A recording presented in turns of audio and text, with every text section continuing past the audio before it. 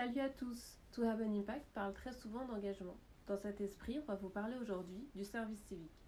Le service civique, qu'est-ce que c'est? C'est un dispositif mis en place par l'État en 2010 qui permet à qui le souhaite de s'engager de manière volontaire dans une mission d'intérêt général. Par intérêt général, on entend qui procure un bien-être à tout le monde. En gros, une mission qui profite à tous. Quand je dis à qui le souhaite, ce que je veux dire, c'est que tu peux faire un service civique dans le domaine qui t'intéresse parmi les 9 que propose le service civique, comme par exemple dans la culture, dans les loisirs, dans le développement international, dans l'environnement, dans l'éducation, etc. Peu importe ton parcours scolaire, ton parcours universitaire, tes compétences professionnelles, tout ça on s'en fiche. C'est ta motivation et ton savoir-être qui vont faire la différence. C'est un dispositif dont tu peux bénéficier qu'une seule fois dans ta vie, entre tes 16 et tes 25 ans, ou jusqu'à tes 30 ans si tu es en situation de handicap. Plus concrètement, qu'est-ce que c'est? Ça se présente sous cette forme. Une asso ou un organisme public propose une mission de service civique. Ça peut être une mission de solidarité dans un orphelinat à l'étranger, du soutien numérique à la CAF ou en préfecture. Ça peut être une mission de communication dans une association d'accueil aux personnes exilées. Toutes ces missions sont recensées sur le site officiel du service civique. Ces missions durent entre 6 et 12 mois et tous les mois, l'État te verse une indemnité d'environ 500 euros et un peu plus si l'organisme d'accueil doit te verser un complément pour que tu puisses manger par exemple ou te loger. Je crois que c'est autour de 100 euros par mois.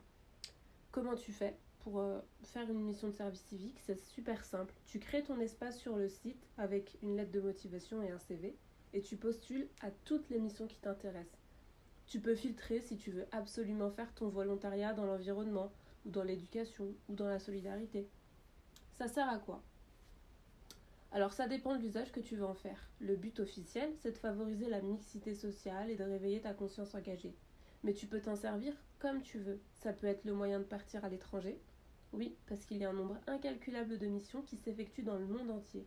Tu peux t'en servir lors d'une année sabbatique pour occuper ton temps libre et t'engager sur quelque chose de nouveau. Ça peut te servir de tremplin pour ta future insertion professionnelle si tu choisis une mission qui s'inscrit justement dans ce que tu souhaites faire. Sinon, tu peux faire comme moi. Tu uses de ton droit de service civique pour explorer un domaine qui t'attire particulièrement. Moi, qu'est-ce que j'ai fait? J'ai toujours été très intéressée par le métier de professeur des écoles, donc en gros maîtresse dans des écoles élémentaires, primaires, maternelles, etc. Mais j'étais pas sûre à 100% de vouloir faire ça. J'avais juste un bac+3, j'étais inscrite en master 1 et je savais que pour passer les concours de professeur des écoles, il fallait au moins être inscrit en master 1. Donc déjà, j'avais ça dans mes bagages pour pouvoir passer le concours. Mais j'étais pas sûre, comme je l'ai dit, donc je me suis dit qu'il fallait que je trouve le moyen d'entrer dans l'éducation nationale, soit par un stage d'observation, soit par une mission de remplacement.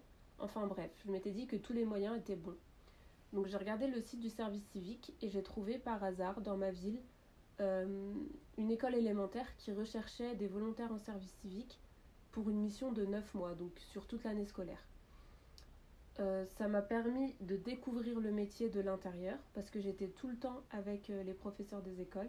Je travaillais dans l'école tous les jours. J'ai vraiment eu la chance de connaître le métier, de découvrir le métier de l'intérieur. Et en plus, ma mission, elle consistait à accompagner des enfants allophones. Allophone, ça veut dire dont le français n'est pas la langue maternelle. Donc c'était des enfants qui étaient issus de familles exilées qui étaient scolarisés normalement dans les écoles de la ville et qui avaient dans la semaine des heures de français dispensées par une prof de français langue étrangère. Et c'est cet aspect de la mission qui m'a permis de me rendre compte que je n'avais pas envie d'être prof finalement. Parce que être prof, c'est enseigner, c'est instruire. Et moi, ce qui m'intéressait par-dessus tout, c'était l'accompagnement en dehors du cadre scolaire. Et c'est grâce à cette mission de service civique que j'ai compris ce que je voulais vraiment faire. On peut dire que ça a été un tremplin pour moi, parce qu'à l'issue du service civique, je savais dans quoi il fallait que je m'inscrive. Je savais quelle formation je voulais entamer. Je savais quel métier je voulais exercer. Là, c'est mon témoignage personnel, mais je suis sûre que le service civique sert de manière différente en fonction de l'utilité qu'on veut en faire, comme je disais juste avant. Voilà pour mon témoignage. Faut que tu saches que dans certaines villes, il existe un dispositif qui s'appelle le service civique d'initiative. Qu'est-ce que c'est? C'est le service civique qui te propose d'écrire ta propre mission. Si tu as un projet qui te tient à cœur, à toi seul ou à toi et tes potes, on t'offre la possibilité d'écrire le projet et de le soumettre au dispositif en question. Pourquoi? Parce que le service civique, c'est un moyen de construire des choses, de créer de la nouveauté.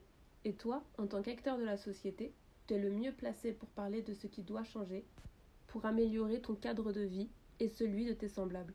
En tant que jeune, on est les mieux placés pour connaître les problèmes des jeunes.